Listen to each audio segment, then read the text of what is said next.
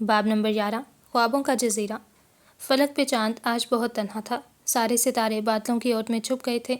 अभी वो तिलजिस को खाना खिलाकर दादों को दवा देकर ऊपर आ गई थी। छत पे हवा सर्द थी। उसे ऐसी सर्द हवाएं तन्हा रातें अच्छी लगती थीं। लोग कहते हैं शायर, मुसव्वर और राइटर मनचले होते हैं। जिस सिमत को हवा बहे उनका दिल भी उसी सिमत बहने लगता है। क्या ढूंढ रही हो इस स्याह रात में स्याह फलक पर? आवाज़ बहुत करीब से आई मगर उसने मुड़कर नहीं देखा। कोई उम्मीद, कोई जुगनू, कोई अपनी किस्मत का धुंधला सितारा। सीने पे हाथ लपेटे वो ईंटों और सीमेंट के बने जंगले के साथ खड़ी थी। नज़र चांद पे थी और आवाज़ बहुत मध्यम। हम ज़मीन ज़ादों को सितारे नहीं मिलते। आवाज़ ज़रा और करीब हुई। जुगनू तो मिलते होंगे। नज़र ने तारीकी में कुछ तलाश किया। नहीं, जुगनू तो ख्वाबज़ादों के लिए होते हैं। फिर क्या है हम ज़मीन ज़ादों के लिए? उसने उकता कर गर्दन मोड़ी थी। सीने पे बंधे हाथ खोले थे। चांद की रोशनी में उसे एक ह्योला नजर आया था।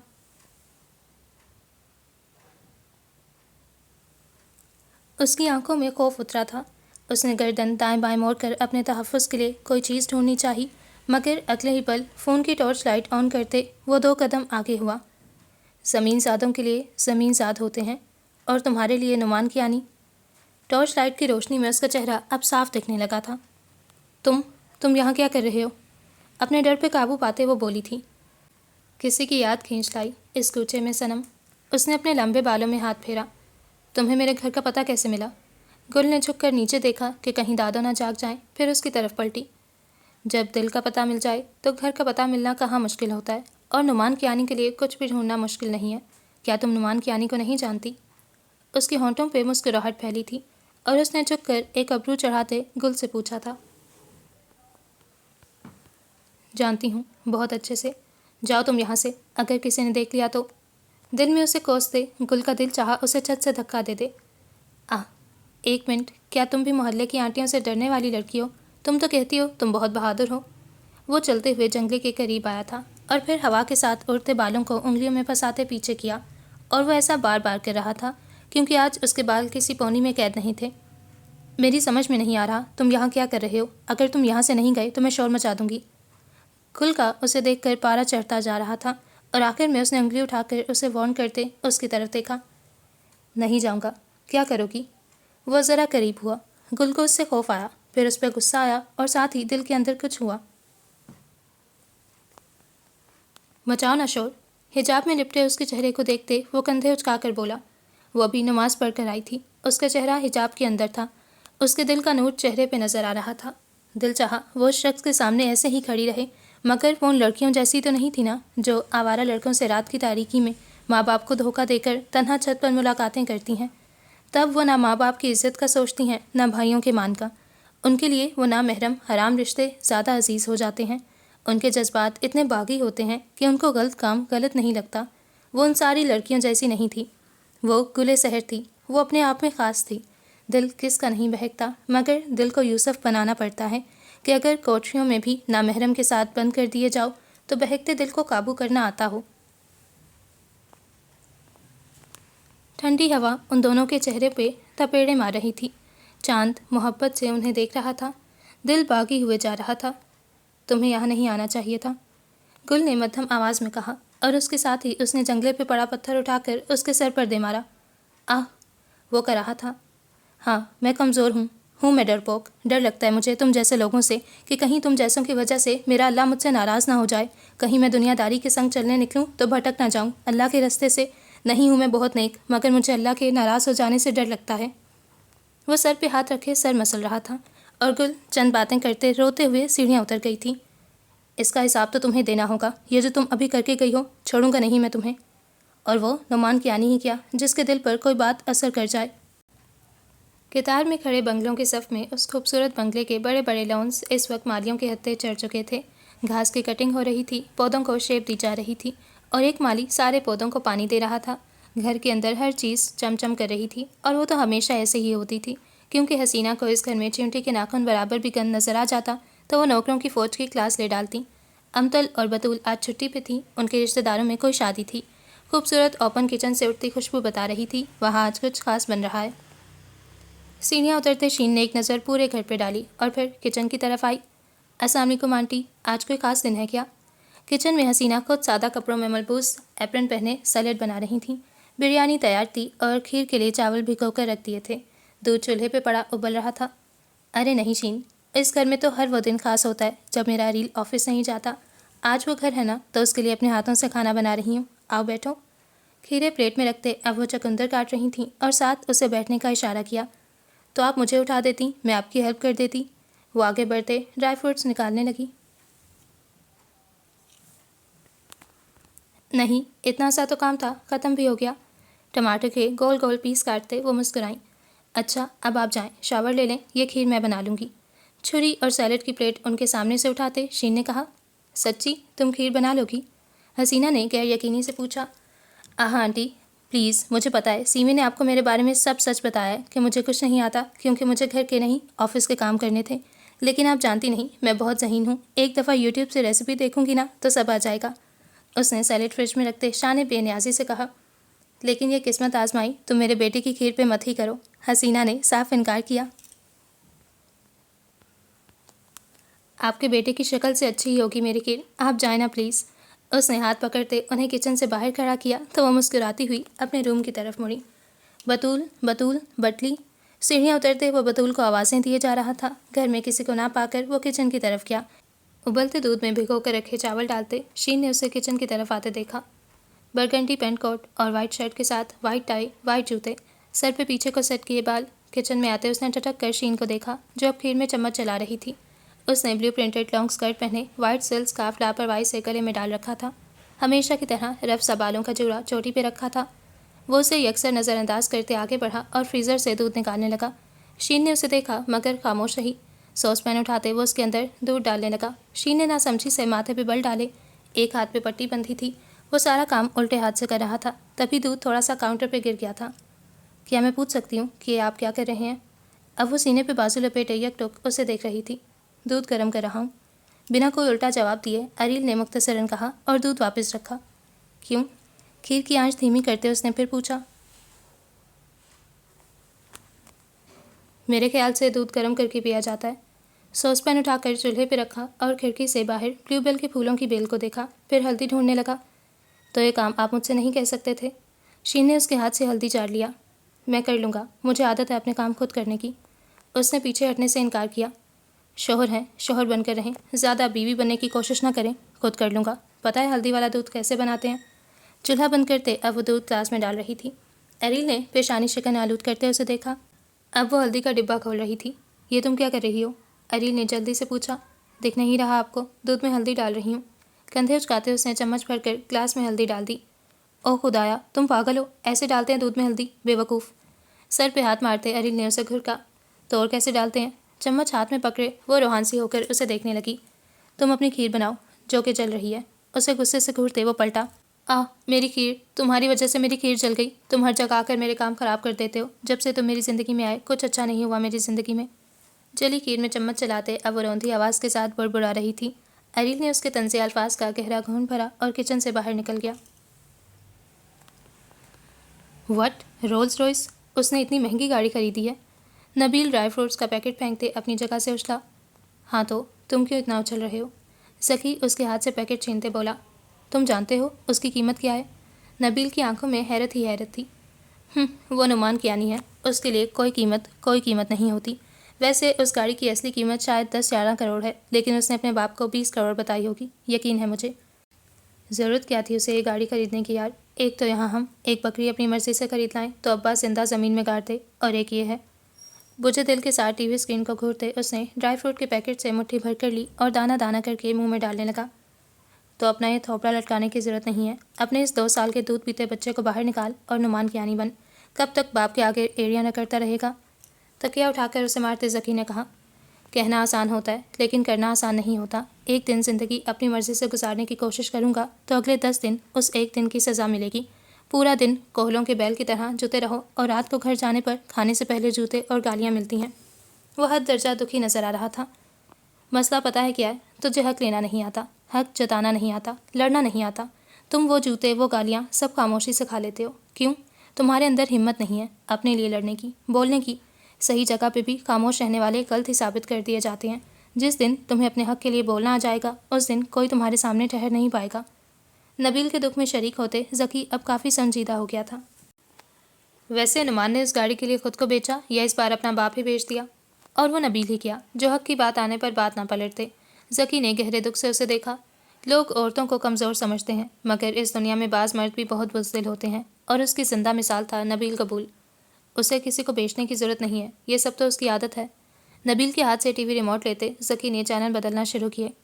वाह भाई, शौक, आदत, बंदा भूखा मर जाए मगर 10-20 करोड़ की गाड़ी में। जानता हूँ मैं उसे, पैसा वैसे नहीं है उसके पास और बना फिरता है हीरो। नबील ने रिमोट वापस छीना और वही चैनल दोबारा लगाया। अबे नुमान का मैसेज है, वो नीचे हमारा इंतज़ार कर रहा है। चल आज रोल्स रॉयस में बैठते हैं। आड़े तिरछे लेटे ज़की ने जंप किया और उठकर स्लीपर पहनने लगा। मुझे अब घर जाना है, तुम लोगों के साथ जाकर अगले 4 दिन मैंने बर्तन नहीं मांजने अपने बाप की बीवी के। नबील ने साफ इनकार किया। अबे उठ यार, लोग दोस्ती के लिए क्या कुछ नहीं करते, तू हमारे लिए बर्तन नहीं धो सकता। झुककर उसे बाजू से पकड़ते उठाया और घसीटते हुए अपने साथ ले गया। आंखों पे चश्मा फिट किए महंगी तरीन घड़ी वाला हाथ विंडो से बाहर निकाले वो शाने बेनियाजी से रोल्स रॉयस के अंदर बैठा सामने ऊंची बुलंद खड़ी इमारत को खौफ से देख रहा था। फिर बिल्डिंग के मरकज़ी दरवाजे से 2 चेहरे एक साथ नमूदार हुए थे। एक सुकून की सांस भरते उसने हाथ अंदर किया और चाबी घुमाते गाड़ी स्टार्ट की। ओ माय गॉड, सोचा नहीं था कभी इस गाड़ी को ज़िंदगी में अपनी आंखों से देख पाऊंगा, मगर किस्मत ने तो इस गाड़ी में बैठने का मौका भी दे डाला। अरे भाई, मैं तो यही कहूँगा कि बंदा ज़िंदगी में और कुछ करे या ना करे, बस अमीर दोस्त ज़रूर बनाने चाहिए। गाड़ी के चारों तरफ घूमते ज़की मोहब्बत से उस पर हाथ फेर रहा था। अब अगर तुम्हारी चम्मा चाटी ख़त्म हो गई हो तो इसके अंदर बैठें। नबील ने उसकी ओवर एक्टिंग पे तंज किया। जवाब में ज़की ने घूमकर उसे कड़े तेवरों से घूरा। और तुम जैसा बर्तन मांजने वाला दोस्त तो अल्लाह किसी को ना दे। गाड़ी का दरवाज़ा खोलते ज़की अंदर बैठा। नबील घूमकर दूसरी तरफ फ्रंट सीट पर बैठा। अबे यार, मैंने तो हमेशा से सोचा था कि जब भी इस गाड़ी में बैठने का मौका मिला सबसे पहला काम ये करूँगा। उसने बटन दबाकर दरवाज़ा बंद किया। हाँ, जैसे तुमने ज़िंदगी में पहली दफ़ा कोई बटन दबाया हो। नबील ने एक बार फिर उस पर तंज किया। अबे ओ, बर्तन मांज, अपनी ज़ुबान को ना कभी अब्बा के सामने चलाकर दिखाना। हाँ वैसे मिस्टर बोरियत की दुकान, तुम यहाँ क्या कर रहे हो? तुम्हारे अब्बा ने तुम्हें मालम जब्बा कैसे आने दिया? अब की बार नुमान ने कहा। वो मैं तो बस तुम लोगों से मिलने। अबे ओ झूठे, तेरी इतनी हिम्मत, मैं बताता हूँ। एनके, इसकी सौतेली माँ की फूफी की बेटी की शादी है यहाँ और उनके अपने बेटे तो अभी हॉस्टल में हैं और उसको साथ लाए हैं। बर्तन मांजने होते हैं बेचारे ने। आगे को झुककर वो दोनों सीटों की पुष्ट से बाजू रखे उन दोनों के दरमियान घुसा हुआ था। जब उसकी बात पे नुमान का कहका गाड़ी के अंदर गूंजा तो नबील ने शिकायती नज़रों से उसे देखा। एनके, ये आइसक्रीम वाला है ना, चलो उससे आइसक्रीम खाते हैं। खिड़की से बाहर देखते नबील ने आइसक्रीम कॉर्नर की तरफ इशारा किया। थर्ड क्लास सोच, अब हम रोल्स रॉयस से उतरकर इस ठेले वाले से आइसक्रीम खाते अच्छे लगेंगे। चलो नुमान, किसी बड़े से आइसक्रीम पार्लर। ज़की ने नबील को छिड़क कर चुप करवाते नुमान की तरफ रुख मोड़ा। इंसान छोटे से ही बड़ा होता है और ये छोटा बड़ा होता क्या है? अगर ऐसा है तो हम एनके की रोल्स रॉयस में बैठने के काबिल भी नहीं हैं। नुमान, मुझे यहीं से आइसक्रीम खानी है। ज़की के मुताबिक एक भारी बोर्ड लेक्चर देते वो ज़िद पे उतर चुका था। पता नहीं हमने ऐसा कौन सा गुनाह किया था जिसके बदले में हमें ये दोस्त मिला। पीछे को होते ज़की ने बैग से टेक लगाई। चलो उतरो। गाड़ी फुटपाथ के किनारे खड़ी करते नुमान ने कहा। तीनों आइसक्रीम वाले के करीब खड़े हाथ में अपनी अपनी कौन ले चुके थे। नबील तो बच्चों की तरह खुश हो रहा था। नुमान फ़ोन पे तेज़ी से कुछ टाइप कर रहा था जबकि ज़की का चेहरा उतरा हुआ था। लोग इस गाड़ी के आगे पीछे घूम रहे थे। कुछ लोग इस तरह सेल्फियाँ ले रहे थे कि बैकग्राउंड में खड़ी गाड़ी उन्हीं के लगे। गाड़ी नई नवेली दुल्हन हो गई। आइसक्रीम से टपकने वाला कतरा मुंह में लेते नबील ने कहा जब ज़की ने गुस्से से उसकी तरफ देखा। बर्तन मांजने वालों को क्या खबर कि ये चीज़ क्या है। आइसक्रीम पार्लर जाने का दुख मिट नहीं रहा था। तुम लोग गाड़ी में बैठो, मैं आता हूँ। जेब से वॉलेट निकालते नुमान ने उन दोनों से कहा। वो दोनों चलने लगे। अचानक नुमान की नज़र ज़रा फासले पर खड़े 2 बच्चों पर पड़ी। मैले कपड़े, उलझे गंदे बाल। वो दोनों हसरत से कभी उसे कभी आइसक्रीम वाले को देखते। उनसे नज़रें हटाते नुमान ने वॉलेट खोला और 500 जो उसने आइसक्रीम वाले को देने के लिए निकाला था, बाकी सिर्फ एक 5000 का नोट पड़ा था वॉलेट में। उसने बाहर निकालते जानबूझ कर नीचे फेंक दिया। पैसे देते वो वापस पलटा जब एक बच्चा तेज़ी से उसकी तरफ आया। साहिब, आपके पैसे। बेटा, ये मेरे नहीं हैं, लेकिन ये आपके पर्स से गिरे हैं। वो बच्चा गरीब था मगर वो हर कीमत पर उसे बताना चाहता था कि ये पैसे तुम्हारे हैं। ये अब तुम्हारे हैं। बड़ी अम्मा कहती हैं अल्लाह की ज़मीन से मिली हुई चीज़ अल्लाह की दी हुई होती है, तो ये तुम्हें मिले तो तुम्हारे हुए ना। वो नीचे झुका कह रहा था। ज़की और नबील जो ज़रा फासले पर रुक गए थे, उन्होंने एक दूसरे की शक्ल देखी। लेकिन हमारी अम्मा ने मरते वक्त कहा था भूखे मर जाना, मगर किसी का हक छीनकर पेट मत भरना। दूसरा बच्चा जो कद में ज़रा लंबा था आगे बढ़ा। एक बात बताऊं? वो उनके सामने घुटना टेक कर बैठा। ये दुनिया ईमानदारों की नहीं है। यहाँ एक दिन अमीर हो जाने का ख्वाब लेकर मत जियो। यहाँ मांगने से नहीं, छीनने से मिलता है सब कुछ। वो सारी दुनिया को अपनी नज़र से देखता था। उन बच्चों ने नासमझी से उसे देखा, क्योंकि उनकी माँ जो सिखा कर गई थी, ये साहिब तो उसके उल्ट बोल रहा था। अब उन बच्चों को क्या खबर कि साहिब ने कभी कोई सीधी बात की ही नहीं थी। बच्चों को मत बिगाड़ो, चलो यहाँ से। नबील ने अपने साथों से घसीटा। बिगाड़ नहीं रहा, दुनियादारी सिखा रहा हूँ, और तुम्हें भी तो नहीं आती दुनियादारी। उसने नबील से अपना बाजू छुड़वाया। नुमान, तुमने 5,000 उन बच्चों को दे दिया। पता है, कभी कभी तुम्हारे अंदर से शैतान निकल जाता है और तुम अच्छे लगने लगते हो। गाड़ी दोबारा सड़क पे फराटे भरने लगी थी जब ज़की ने कहा, जबकि नबील अब चुप हो गया था। कभी कभी मेरा भी दिल करता है कि कोई अल्लाह को खुश करने वाला काम करूं। उसके चेहरे पे संजीदगी थी और उसी संजीदगी के साथ उसने एक नज़र सामने के मंजर पे डाली। सिर्फ कभी कभी दिल क्यों करता है? तुम हमेशा के लिए लोगों के लिए अच्छे क्यों नहीं बन जाते? मैं जानता हूँ तुम बुरे नहीं हो। नबील ने दुख से उसका चेहरा देखा। मैं अच्छा हूँ, लेकिन लोग मुझे मजबूर कर देते हैं कि हमें जलील करो। यू टर्न लेते उसने संजीदगी से कहा तो ज़की ने हंसते हुए उसके पीछे को जमे बालों को देखा। वाह वाह, हाँ ये सादगी, ज़की ने कहा, जबकि वो दोनों अब खामोश बैठे रहे। ब्लैक कोरोला लाहौर की सड़क पे बल खाते हुए दौड़ी चली जा रही थी। आसपास से गुजरते दरख्त तेज़ी से पीछे छूटते जा रहे थे। जहन किसी भी सोच से आज़ाद जाने कहाँ भटक रहा था। सीट की पुर से टेक लगाए वो बस सामने देख रही थी। साथ बैठी हसीना कभी उसका चेहरा देखती और कभी बाहर। आंटी, हाँ? क्या ख्वाबों की हकीकत से कोई ताल्लुक़ होता है? क्या कभी कोई डरावना ख्वाब सच में कोई पैगाम देने आता है? उसकी आंखें बता रही थीं उन्होंने कुछ बहुत बुरा देखा है। नहीं, ज़रूरी नहीं होता। वो जानती थी कि इस वक्त इस बात को झुठला देना ही सही है। नहीं आंटी, कुछ तो ताल्लुक़ ज़रूर होता होगा, क्योंकि अगर कुछ नहीं होता तो हमारा दिल ये क्यों कहता है कि कुछ गलत है, कुछ है जो ठीक नहीं है। आप पुरसकून होकर भी बेचैन से हो जाते हैं। खौफ उसकी आंखों से झलक रहा था। उसके माथे पे पसीने के कतरे थे, मगर वो बेचैन नहीं थी। वो बात नॉर्मल अंदाज में कर रही थी, मगर उसका दिल बेचैन लग रहा था। क्या तुमने कोई ख्वाब देखा है? हाँ, मैंने देखा है कि कोई मुझसे कुछ छीन रहा है और मैं देना नहीं चाह रही।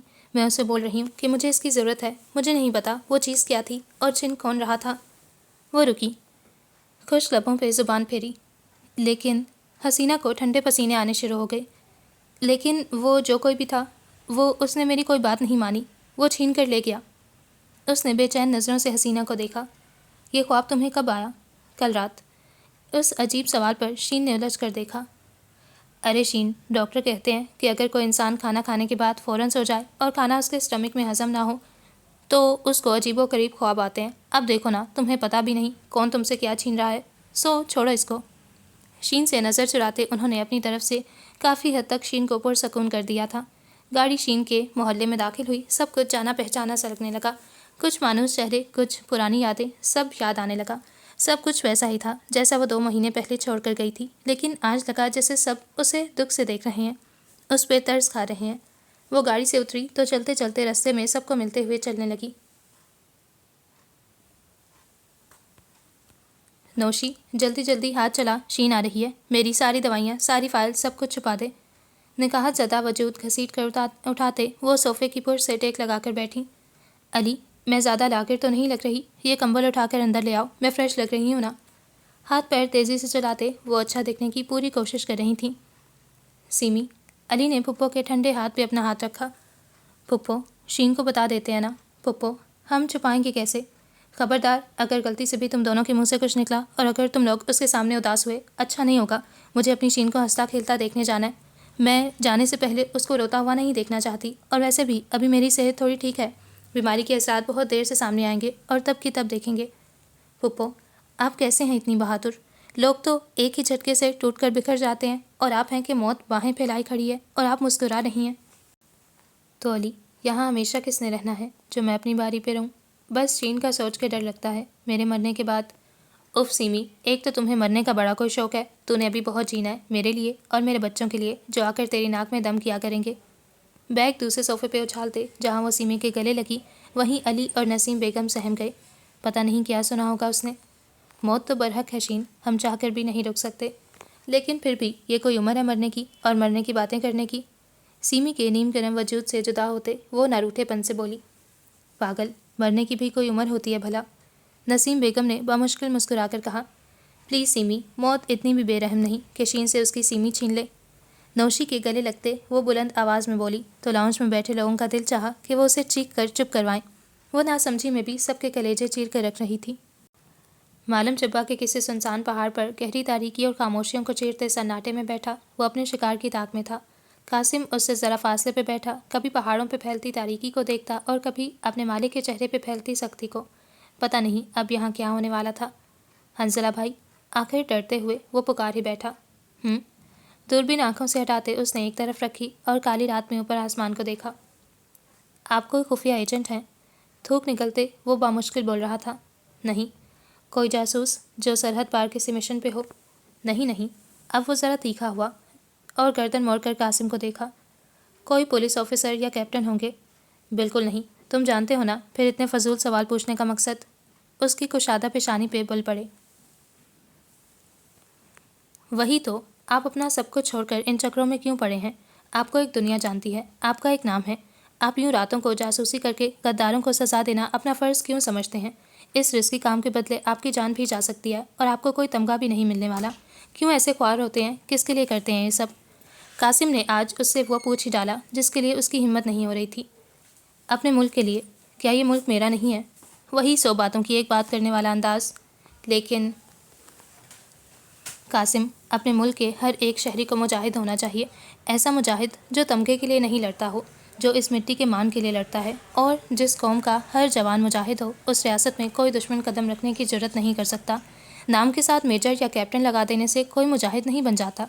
मैं रातों को इस मुल्क के अंदर तबाही मचाने वाले दुश्मनों के प्लान्स की जासूसी करता हूँ और बाज़ दफ़ा तो पकड़े जाने के करीब पहुँच भी पकड़ा नहीं जाता।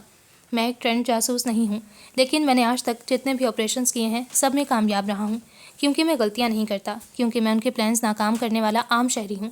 वो लोग किसी जासूस की तलाश में होते हैं क्योंकि वो जानते हैं एक आम शहरी कुछ नहीं कर सकता। और कासिम, मुझ में इतनी ताकत तो है ना कि अपने मुल्क का एक छोटा मोटा कच्चा तो खुद ही साफ़ कर दूँ। रात के उस पहर कासिम ने एक आम शहरी की आवाज़ में एक मुजाहिद से ज़्यादा जोश और मोहब्बत देखी। आपको डर नहीं लगता? किस चीज़ से? उसने हाथ बढ़ाकर 2-3 कंकर उठाए। नाकाम हो जाने के डर से। अगर आप पकड़े गए तो कुछ नहीं बचेगा। बाज़ दफ़ा तो ट्रेंड ऑफिसर, मजबूत आर्मी और कमांडो भी बहुत सारे ऑपरेशंस में हार जाते हैं। कासिम को उसका फैसला डरा रहा था। तुम एक कामयाब शख्स को नाकामी से डरा रहे हो। कंकर दूर हुआ, हवा में उछालते हंसला हंसा। बिजनेस डील्स क्रैक करने और इस काम में बड़ा फ़र्क होता है। वहाँ अगर हार भी जाएं सिर्फ पैसा डूबता है, इस जंग में सीधा जान जाती है। आप अपने मुल्क वापस चले जाएं, वहाँ ऐशो आराम से जिएं। माँ के लिए जान कौन नहीं देना चाहेगा? ये मिट्टी, ये माँ है एक मुजाहिद की, और उसकी हिफाजत के लिए जान तो क्या सब कुछ कुर्बान। उसने पहाड़ की खुरदरी मिट्टी पे हाथ फेरा। कासिम उसके यूरोपीय कुत्तों को बामुश्किल संभाले हुए था। दुनिया के सबसे खतरनाक कुत्ते पिटबुल ये देखने में बहुत छोटे लगते हैं। उनकी हाइट 50 सेंटीमीटर और वेट 30 किलोग्राम होता है। दुनिया के बाकी कुत्तों के मुकाबले में उनकी हाइट और वेट कम होता है, मगर इससे ये कम खतरनाक नहीं हो जाते। अमेरिका में इन कुत्तों की वजह से 257 लोगों की मौत हो चुकी है और यूके जैसे कई मुल्कों में ये बैंड हैं। गुस्सा आने पर ही अपने ही मालिक को चीर फाड़ते हैं। लेकिन अगर मालिक हंसला हो तो पिटबुल भी दुम नहीं हिला पाता। उसने अपने कुत्तों को ऐसा ट्रेन कर रखा था कि वो उसके इशारों पे नाचते थे और उन कुत्तों को वो सिर्फ उस वक्त अपने साथ लेकर निकलता जब उसे कोई बड़ा मिशन करना होता। दूरबीन आंखों से लगाए अब वो उठकर इर्द गिर्द का जायज़ा ले रहा था। कासिम की सांस हलक में अटकी हुई थी। हंसला भाई, प्लीज़ इनको संभाल लें। ये ना हो कल के अखबार में पहली खबर यही छपे कि मालूम जब्बा के ऊंचे पहाड़ पर कल रात एक नामालूम फर्द को कुत्ते ने चीर फाड़ दिया। चेन को मजबूती से पकड़े हुए वो बोला, बकवास बंद करो। कासिम को घूरते वो कुत्तों की तरफ मुड़ा और उनके साथ बैठे उनकी कमर सहलाने लगा। शकी, शौर्क, बॉयज़ बी रेडी। वो उनकी पीठ पे हाथ मारते समझा रहा था। हंसला भाई, पक्का वो डिलीवरी यही होने वाली है ना? जमाई रोकते कासिम ने घड़ी देखी। रात के 3:37 हो रहे थे, मगर हंजला तो ऐसे फ्रेश लग रहा था जैसे उसे पता ही नहीं कि वो पिछले 4 घंटे से यहाँ बैठे हैं। एक ही बात कितनी बार पूछोगे? बताया ना, ठीक 4 बजे वो यहाँ होंगे।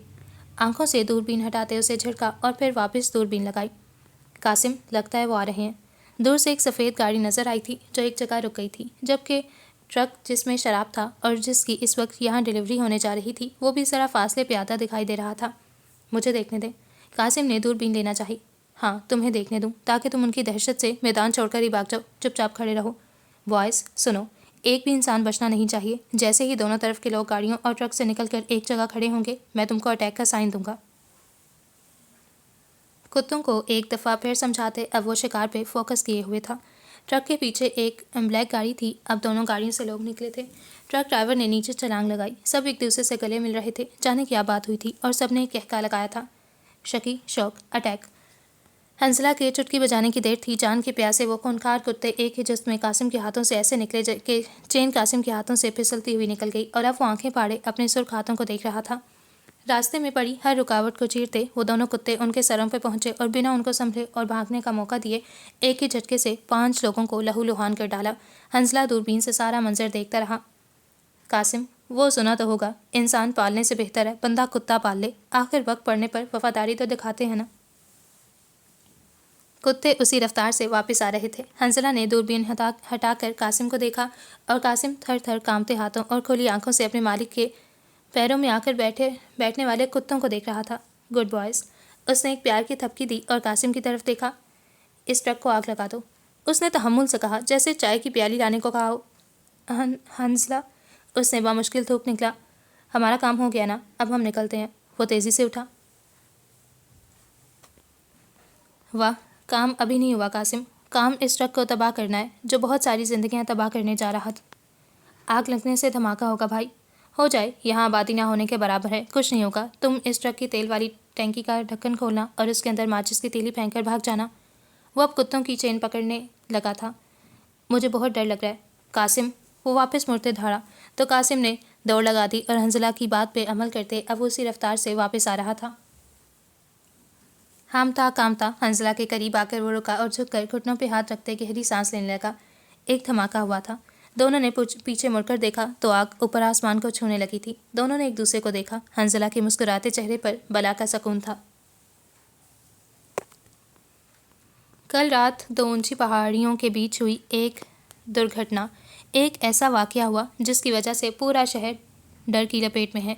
एक ट्रक को आग लग गई। हाँ जी, देखने से यही लगता है कि जैसे इसको आग लगाई नहीं गई, क्योंकि किसी भी पुलिस ने ऐसा कोई ऑपरेशन नहीं किया था जिससे मुजरिम पकड़े जाते। लेकिन ट्रक के करीब 2 आज जली गाड़ियाँ और कुछ लोगों की डेड बॉडीज़ मिली हैं।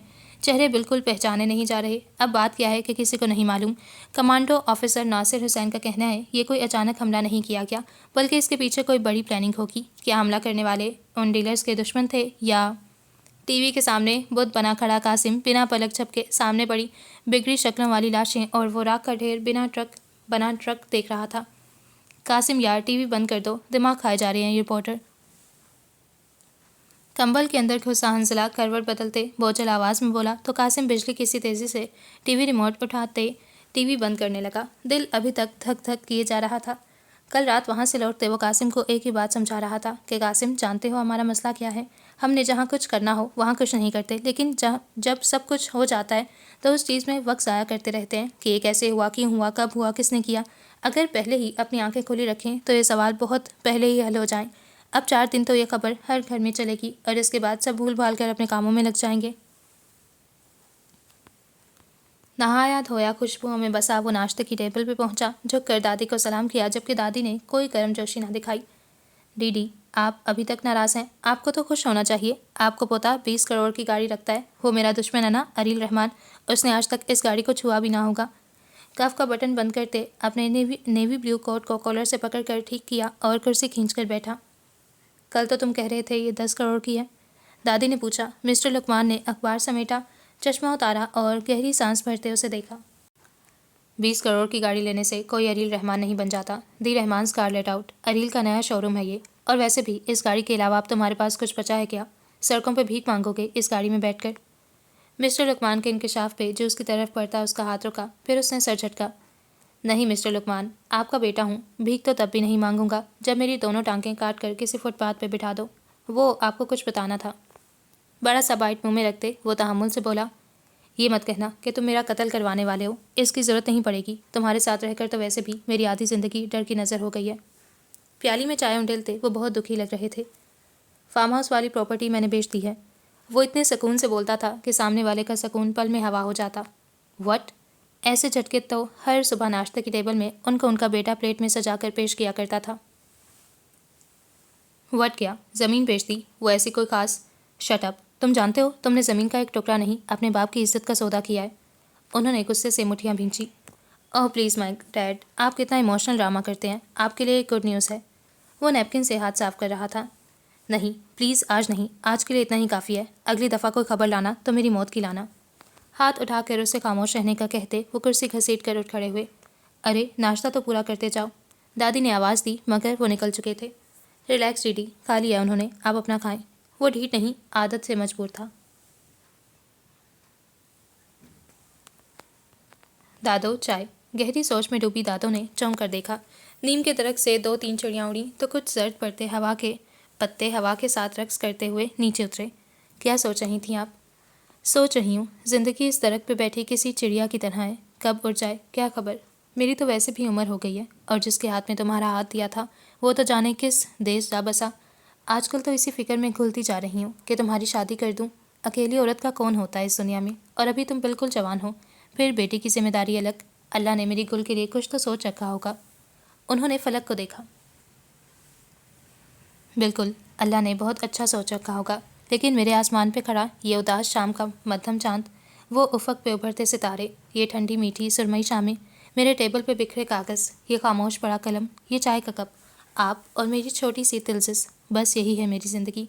मेरी इस छोटी सी दुनिया में किसी और की कोई जगह नहीं है। दादों को दलीलें देते दादों को दलीलें देते जहन की स्क्रीन पर बार बार एक धुंधला शख्स उभर रहा था। तिलजिस को एक बाप के प्यार की ज़रूरत है गुल। उसके अंदर एक खाली कोना रह जाएगा जो उसे।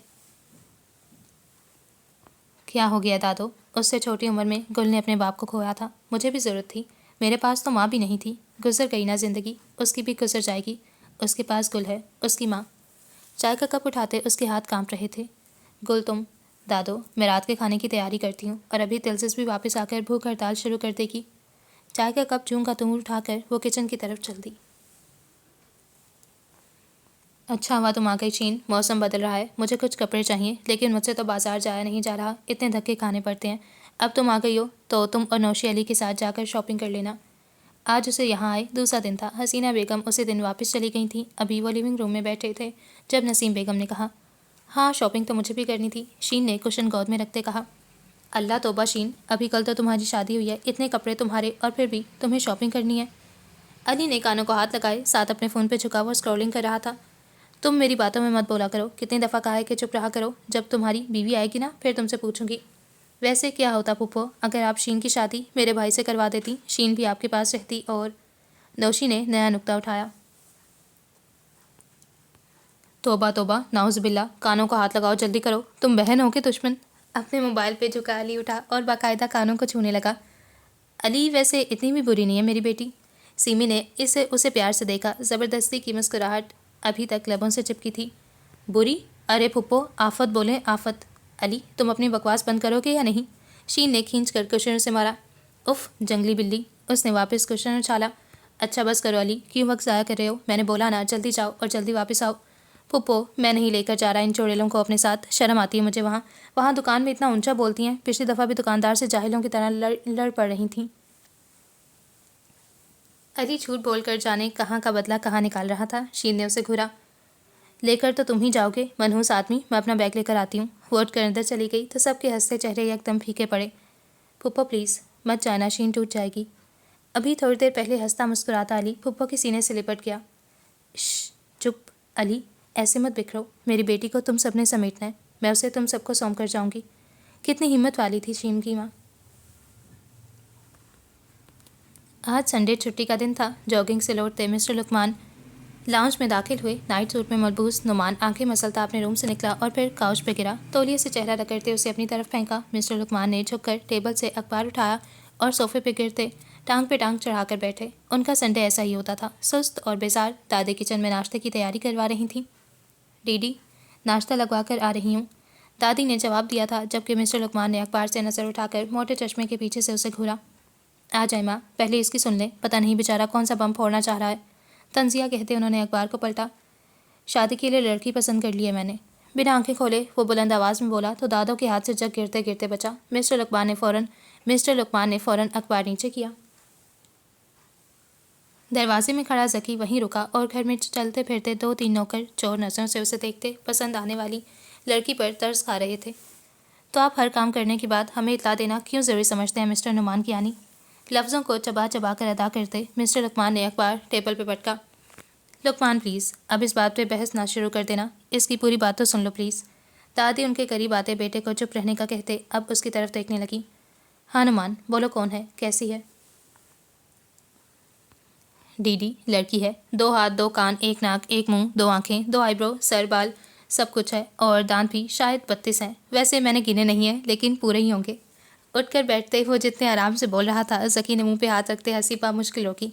मिस्टर लुकमान ने उसे लानत भेजने वाली नज़रों से देखा। दुम नहीं है क्या, बदतमीज़, कभी तो इंसान बन जाया कर। मैंने नाम वाम पूछा है, क्या करती है? दादो सोफे पे बैठते बोली। नाम गुले सहर है, वाम मुझे नहीं पता। एक बच्ची की जवान माँ है, कहानियाँ लिखती है जो कहीं छपती नहीं, 2 नंबरी राइटर है। अब वो टेबल पे पड़े क्रिस्टल पीस के साथ छेड़खानी कर रहा था। वट, तुम्हें शादी के लिए एक बच्ची की माँ ही मिली थी?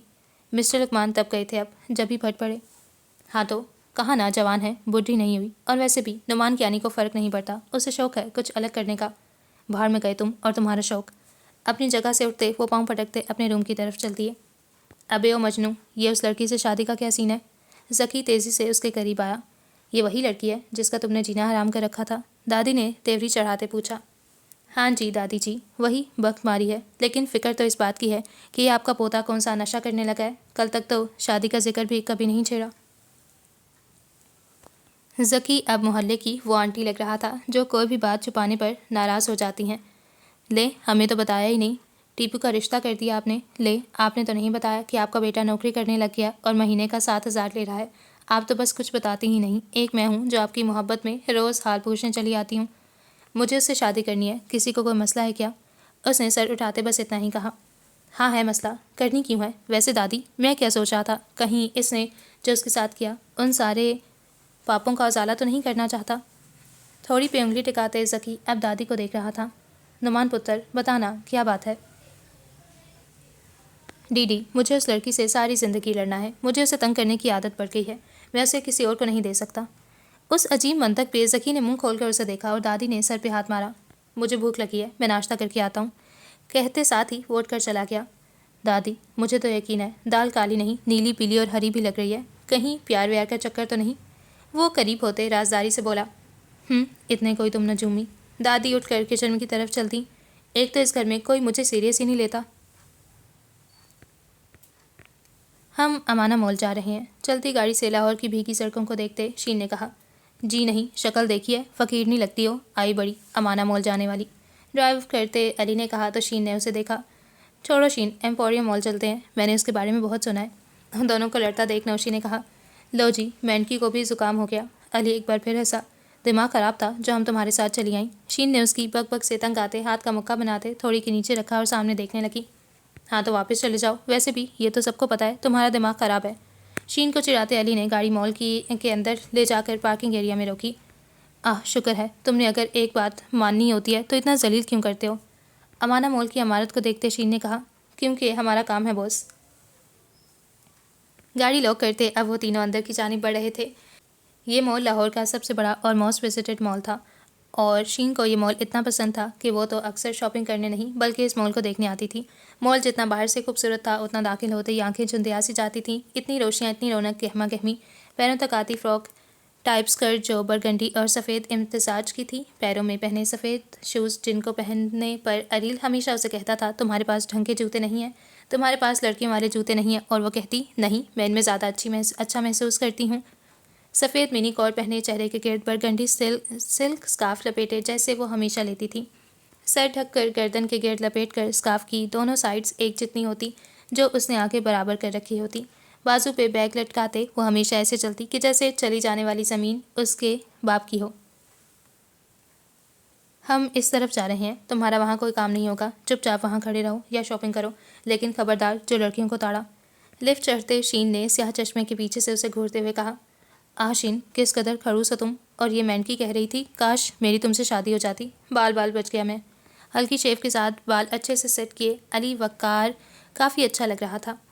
अगर शुक्राने की नफल अदा करने का इरादा हो तो मस्जिद इस तरफ है। लिफ्ट की आखिरी सीढ़ी अबूर करते शीन ने हाथ से इशारा किया, चलो नौशी। वो नौशी का हाथ थामते दूसरी तरफ मुड़ गई, जबकि अली उस मलका विक्टोरिया को जाते देखता रह गया।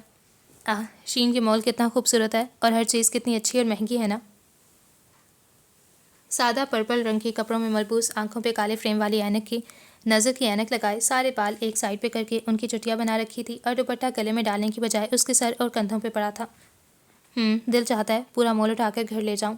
नौशी की बात पे सर हिलाते उसने कहा, क्यों नहीं मैम, आप चाहें तो सारा मॉल ले जा सकती हैं। शीन ने घूमकर उस मुअद्दिब खड़े लड़के को स्याह चश्मे के पीछे से सर से पैर तक देखा। जैसे तुम फ्री में दोगे। सर झटकते वो आगे बढ़ी। मैम, ये न्यू कलेक्शन है, मैम ये चेक करें। एक के बाद एक वो चौंकी। उसने महसूस किया जैसे उसे कोई स्पेशल तरीके से ट्रीट किया जा रहा है। उसने घूमकर देखा, लोग अपनी मर्जी से शॉपिंग कर रहे हैं, लेकिन उसके गिर्द सेल्स बॉयज़ का हजूम लगा है। वो चिढ़ सी गई, इसीलिए आगे बढ़ी। बस करो शीन, क्या तुम क्या सच में पूरा मॉल खरीद लोगी? माना तुम अरील रहमान की बीवी हो, मगर क्या, मैं पहले भी ऐसी शॉपिंग करती थी। बस फ़र्क ये होता है कि पहले छोटी छोटी दुकानों से ली गई चीज़ें सस्ती होती थीं। साफ कोई से कहती वो काउंटर के सामने रुकी और कंधे उचकाए। मैम, आपका बिल पे हो चुका है। काउंटर के पीछे खड़े लड़के ने कंप्यूटर से नज़रें हटाते उसे देखा। नहीं नहीं, हम अभी आए हैं, प्लीज़ आपको कोई गलत फहमी हुई है, दोबारा चेक कीजिए। सॉरी मैम, लेकिन आपका बिल पे हो चुका है। अब के उसके जवाब ने शीन को परेशान किया। उसने बैग टटोलना बंद किया और ज़रा काउंटर के करीब हुई। क्या आप बता सकते हैं किसने बिल पे किया? और वैसे भी किसी को क्या खबर हमने क्या खरीदा है? वो हमको नहीं मालूम। उसकी बात को इग्नोर करते वो लड़का कीबोर्ड पे उंगलियां चलाने लगा था। गुस्सा पीते वो नौशी की तरफ मुड़ी, जो बार बार अपनी ऐनक ठीक जगह टिकाते शीन को देख रही थी। चलो नौशी।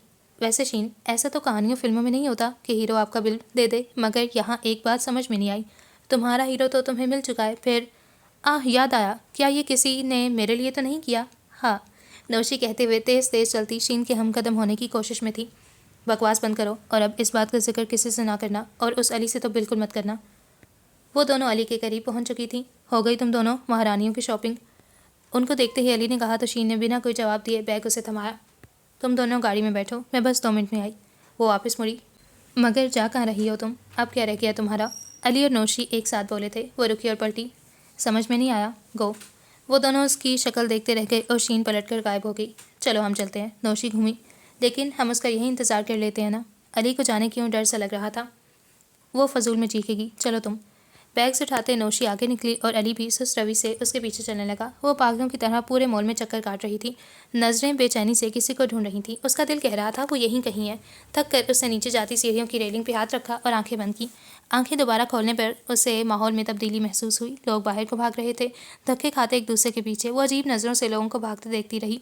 कितने ही लोगों ने उसे आगे पीछे धक्के दिए। अरे भागो, मॉल में बम है। हजूम से आवाज़ आई और उसकी आंखें पथरा सी गईं।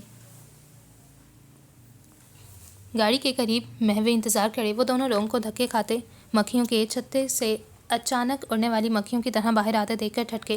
फिर एक दूसरे को देखा। अली, मुझे कुछ गलत लग रहा है। नौशी के हाथ पैर फूले। अरे अरे भाई साहब, क्या हुआ है? अली ने किसी को रोककर सवाल किया। बाबा, बम है अंदर।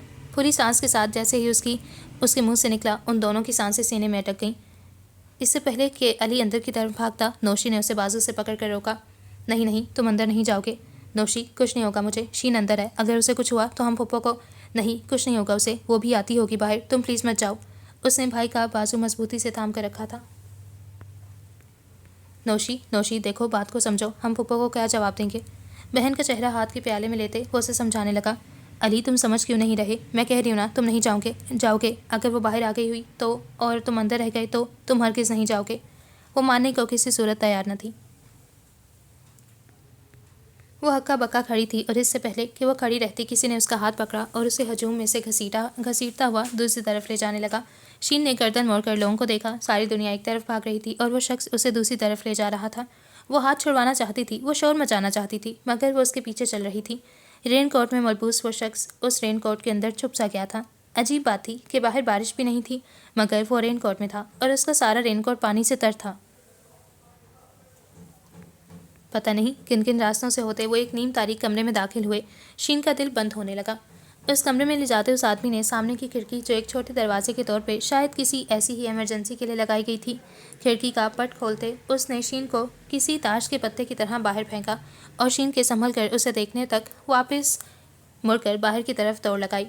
वो जानता था बम कहाँ फिट है, मगर फिर भी उसने बम डिस्पोजल करने की बजाय उस लड़की को बचाना ज़रूरी समझा। वहाँ कितनी जानें दांव पर लगी थी और उसके लिए उस लड़की की जान हज़ारों जानों से ज़्यादा अहम थी। उसने एक मशकूक आदमी को वहाँ से निकलते देख लिया था। उस रूम में पहुंचकर बम निकालने की बजाय उसने सायरन बजाकर मॉल में खतरे की घंटी बजाई और फिर उस लड़की के पीछे भागा। वो नहीं जानता उसने किस चीज़ के हाथों मजबूर होकर वो कदम उठाया था, मगर वो उसे बाहर सेफ पहुंचाकर अब उस रूम की तरफ भाग रहा था जहां बम डिस्पोजल करना था। सही वक्त पे सही वायर कट करते उसने शोर मचाती लाल बत्ती का गला घोंटा। आह! घुटनों के बल गिरते उसने गहरा सांस लिया और शुक्र अदा किया। उसके बालों से पसीने के कई कतरे एक साथ नीचे गिरे।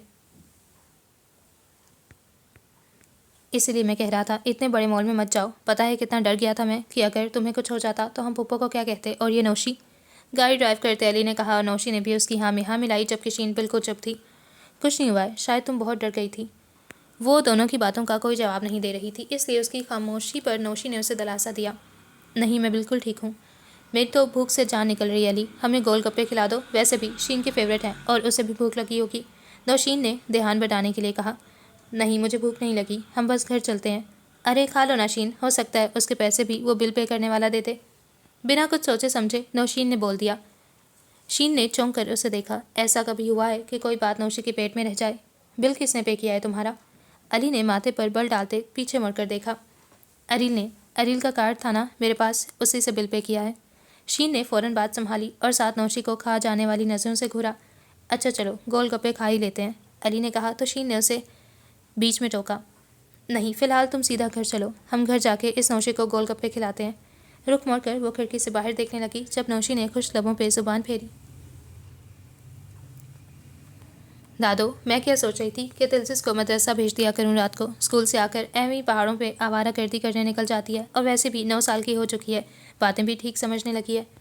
गुल ने दादो के सामने रखी कटी हुई गोभी की टोकरी उठाई और किचन की तरफ जाने लगी। ऐसा कौन सा दर्स है जो तुम अपनी बेटी को घर में नहीं दे सकती? दादो ने पाँव नीचे उतारे और स्लीपर पहनते उसके पीछे किचन में आई। दादो, मैं उसे समझाती हूँ, मगर वो। माँ की गोद को पहली दर्स का क्यों कहा जाता है गुल? क्योंकि जो माँ सिखाती है वो दुनिया का कोई मदरसा नहीं सिखाता गुल। तुम उसे अपने साथ नमाज़ पढ़ाती हो, तुम उसे कुरान की तफसीर पढ़ाती हो, छोटी छोटी बातें बताती हो, वो समझ जाती है। वो उन बच्चों में से नहीं जिन्होंने बस बेध्यानी में सुना और आगे गुजर गए। वो फिर सवाल पूछती है बिला झिझक। मदरसा तो वो बच्चियाँ जाती हैं ना जिनके पास गुल जैसी माँ नहीं होती, और उसे पढ़ाते कितनी बातें तो तुम खुद सीख लेती हो। और मैंने भी तो ऐसे ही पढ़ाया है तुम्हें। हर माँ को ऐसे ही पढ़ना और फिर अपने बच्चों को पढ़ाना चाहिए। बस उठाकर किसी मदरसे में छोड़ाना और जिम्मेदारी पूरी हो गई। नहीं, माँ से अच्छी उस्ताद मैंने दुनिया में कहीं नहीं देखी। अब वो उसके पास स्टूल पे बैठ चुकी थी। गुल ने उनके सामने चाय का कप रखा और मुड़कर कढ़ाई में प्याज काटने लगी। जानती हो गुल, हमारी अम्मा जी हमें मिसालों से समझाया करती थी। एक दफ़ा एक औरत हमारी अम्मा जी के पास आई और तंग दस्ती के रोने रोने लगी कि घर में 2 वक्त खाना मुश्किल है, बेटे की नौकरी अच्छी नहीं, बहू नाराज़ होकर मैके जा बैठी है। उसी वक्त अम्मा जी के खाने का वक्त हो गया तो हालात हमारे भी बहुत अच्छे नहीं थे। अब अम्मा जी एक गिलास दूध के साथ एक रोटी खा लेती थी सूखी। अब खाना अम्मा के सामने रखा तो उसी वक्त एक बिल्ली उनके करीब आई। उन्होंने आधी रोटी और आधा गिलास दूध उस बिल्ली की थाली में डाला। अब वो औरत देखती रही और फिर अम्मा जी से कहने लगी, आपका तो अपना गुजारा इतना मुश्किल है, ये सूखी रोटी से आप सारा दिन गुजारती हैं और इसमें से भी आधी तो बिल्ली खा जाती है। घर वाले भी तो यही कहते थे, अम्मा जी घर में अगर कोई बची कुची रोटी होगी तो बिल्ली को डाल देंगे, आप तो खाया करें, आप क्यों अपनी रोटी बिल्ली को खिला देती हैं? अम्मा जी ने उस औरत को देखा। मैं नहीं खिलाती इसे, वो मुझे खिलाती है। ये आधी रोटी जब उसका पेट भरती है ना तो इसका दिल खुश होता है, फिर इस खुशी के बदले अगले दिन अल्लाह फिर मुझे पूरी रोटी देता है। हमने अपने घर में देखा कि बहुत तंग हालात भी आते तो अम्मा कभी रोने नहीं बैठ जाती थी। वो कहती अगर ज़्यादा मुश्किल आ गई है तो कुछ सदका देने को चीज़ ढूंढो। जब हम कहते कि अम्मा कुछ नहीं है तो कहती अल्लाह इतना बेरहम नहीं है कि सब कुछ ही छीन ले, कुछ तो होगा। ये चारपाई पे पड़ी चादर, अपने तन के कुछ पुराने कपड़े, कोई ऐसी चीज़ जो बुरे वक्त के लिए बचा रखी हो, ढूंढो, जो मिले सदका करो। और जब लगे कुछ भी नहीं है तो किसी राह चलते को पानी पिला दो। वो औरत शर्मिंदा थी मगर चुप थी। ये सोने की अंगूठी घर जाते हुए सदका करती जाना। अम्मा ने उस औरत को उठते जाते देखा तो उसके हाथ में पड़ी अंगूठी की तरफ इशारा किया। जब उसने हैरत से अम्मा को देखा, हाँ जानती हूँ, हमें अल्लाह के रास्ते में कुछ भी देते मौत पड़ती है। हम तो लेने वाले हैं ना, बस झोलियाँ भरते जाओ। लेकिन मेरी एक बात याद रखना कि जब आपकी झोली में कम हो तो वो कम अल्लाह की राह में देकर अल्लाह से तिजारत कर लो। गुल, उस दिन अम्मा ने उस औरत से वो एक चीज़ सदका करवाई जिसे सदका करते उसे मौत आ रही थी। मगर फिर उसके कुछ दिन बाद उसके बेटे की नौकरी लग गई, बहू घर आ गई, सारे काम सीधे होने लगे। गुल, ये होता है दर्स जो एक माँ से खाती है। चाय ख़त्म होने तक बात ख़त्म हो चुकी थी। हांडी भुनने लगी थी और तिलजिस भी घर लौट आई थी। गुल, क्या बन रहा है?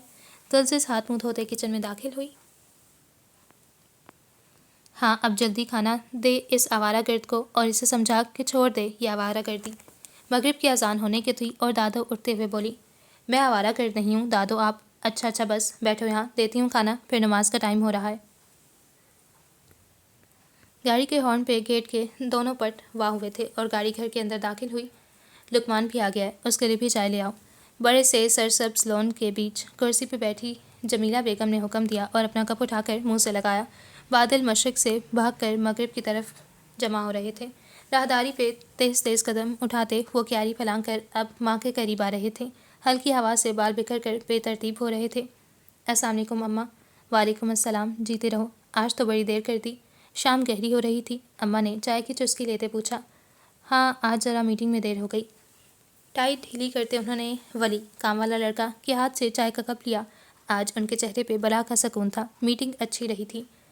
वैसे आपका पोता नज़र नहीं आ रहा, गाड़ी भी नहीं है, निकल गया होगा आवारागर्दी करने। चाय का गर्म घूंट भर कर हलक में उतारा। क्या आपने मुझे याद किया? मैं यहाँ हूँ, यहाँ हूँ, यहाँ हूँ। क्यारी फलांगते वो उस तरफ आ रहा था। ब्लैक पैंट पे ब्लैक टी शर्ट, लंबे बाल जो हवा के साथ पीछे को उड़ रहे थे, पैरों में सादा स्लीपर। यकीनन वो आज पूरा दिन अपने बेड पे पड़ा सोता रहा होगा। मिस्टर लुकमान का सारा सुकून पल में गायब हुआ। चाय का घूंट हलक में अटका रह गया। तुम इस वक्त घर में हो, मगर तुम्हारी गाड़ी कहाँ है? किसी दोस्त को दी होगी, इतनी महंगी गाड़ी है और बेच दी। टेबल पे रखी प्लेट से बिस्किट उठाकर उसने मुंह में रखा और कुर्सी खींचकर बैठ गया। वट? तुमने? बताओ कितने में बेची? चाय का कप टेबल पे पटकते वो उस पे बरसे। 25 करोड़ में। उसने बिजली की तार पे बैठी लंबी चूंच वाली चिड़िया को देखा। हाँ, और तुम्हें लगता है मैं बेवकूफ़ हूँ? भला 11 करोड़ की गाड़ी कोई 25 करोड़ में क्यों लेगा? वो नुमान का झूठ पकड़ चुके थे। जो चीज़ नुमान की आनी के हाथ लग जाए उसकी कीमत अपने आप बढ़ जाती है। आपको यकीन नहीं तो आप मेरा बैंक अकाउंट चेक कर सकते हैं। मोबाइल निकालते उसने कंधे उचकाए। ओह हाँ, मैं तो भूल ही गया था, तुम तो धोखा देने में माहिर हो। Cheater master, very good. लेकिन नुमान, तुम्हें वो गाड़ी बहुत पसंद थी ना, फिर क्यों बेची? दादी ने फिक्रमंदी से पूछा। डीडी, वो अरील रहमान के शोरूम से आई थी, जो कि मुझे बाद में पता चला, इसलिए मैंने बेच दी। जैसी तुम्हारी हरकतें हैं मुझे तो लगता है एक दिन तुम अपने बाप को भी बेच दोगे। चाय ठंडी हो चुकी थी और वो चाय भूल चुके थे। अरे तोबा तोबा, कैसी बातें करते हैं आप मिस्टर लुकमान। डीडी, इनको समझाएं, भला कभी बाप भी बेचे हैं किसी ने? बाकायदा कानों को हाथ लगाते उसने दादी की तरफ देखा जो मुस्कुरा रही थी। और बाप से दुश्मनी भी किसी ने कभी नहीं की। ज़िंदगी में मुझे बस दुश्मनी करने में मज़ा आता है। बहुत प्यार है मुझे अपने दुश्मनों से।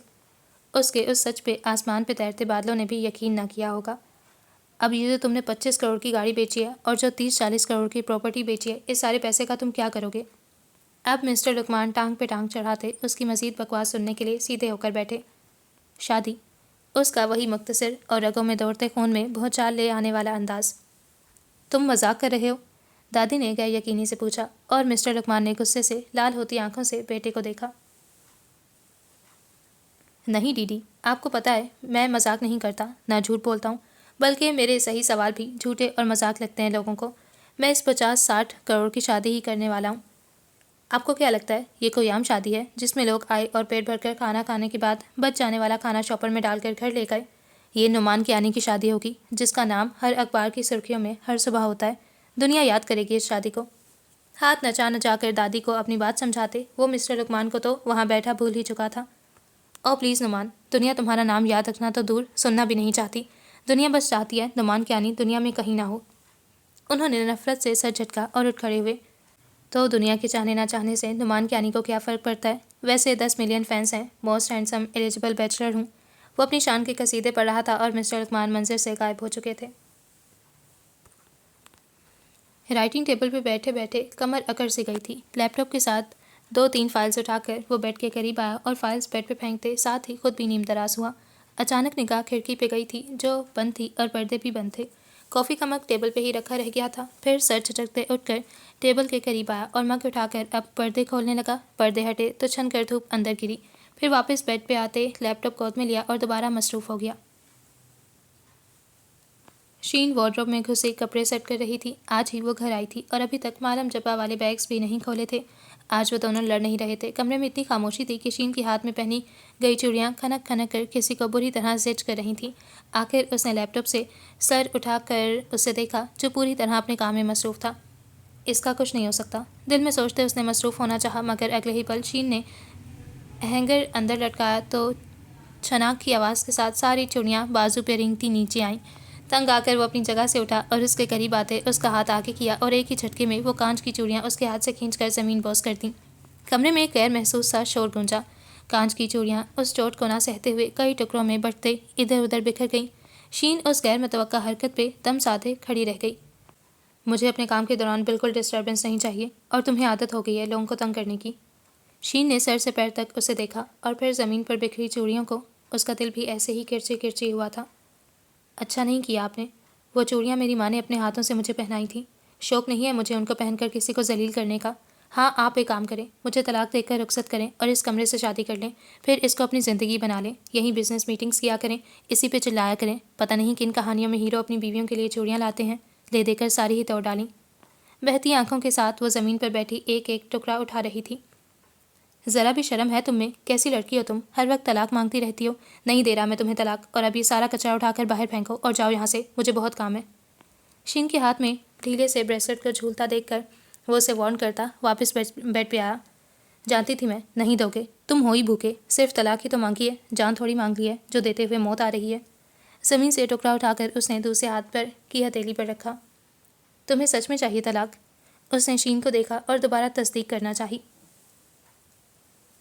हाँ, नहीं मतलब मैं आपसे मजाक कर रही थी, क्योंकि हम बहुत अच्छे दोस्त हैं ना, तो दोस्तों में मजाक तो चलता रहता है। उठकर सीधा खड़े होते शीन ने तंज किया तो वो उसकी नीली आंखों को देख कर रह गया। शादी की पहली रात मैं तुम्हें तलाक देने वाला था, तब तुमने ही मुझे रोका था। क्यों रोका था? वापस कीबोर्ड पे उंगलियां घसीटते अरील ने पूछा।